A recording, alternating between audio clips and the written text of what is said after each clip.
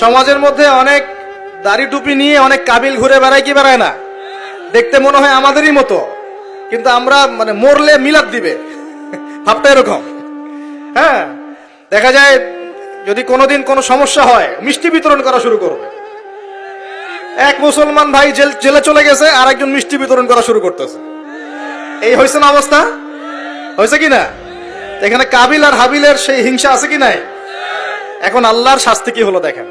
এবার কাবিল তো হাবিলকে হত্যা করে ফেললো, ব্যাস আল্লাহ রাব্বুল আলামিন কাককে পাঠালেন। কাকে?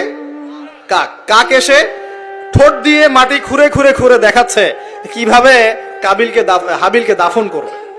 বেচারা কাবিলের জানা নাই কিভাবে ভাইকে এখন দাফন করব। ওই কাকের কাছ থেকে শিখতে হলো যে কিভাবে মৃত ভাইকে দাফন করতে হয়। এখন দেখেন ওই কাক খুব প্রাচীন প্রাণী, কিন্তু কাক হচ্ছে একটা প্রাচীন সৃষ্টি আল্লাহ পাকের।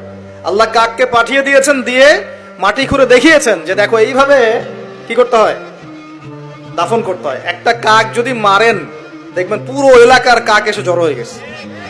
দেখছেন, কাক কিন্তু ইতিহাসের প্রথম খুনাখুনি সাক্ষী কাক। বুঝতে পারছেন না? মানব সৃষ্টির ইতিহাসের প্রথম যে খুনাখুনি, ভাইয়ে ভাইয়ে যে মারামারি, এই খুনাখুনির প্রথম সাক্ষীকে কাক। চিন্তা কর।